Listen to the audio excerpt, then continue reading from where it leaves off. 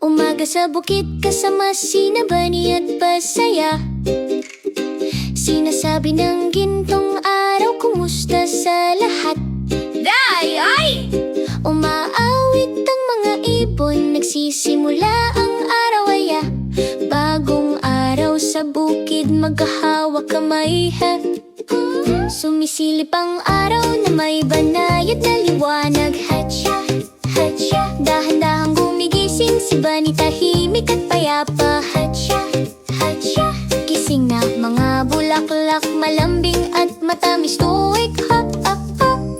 Lumilipad si Bus, pinabati ang mga usbong. Hatcha, yay. Magandang umaga, bukid bumangon at lumiwanag.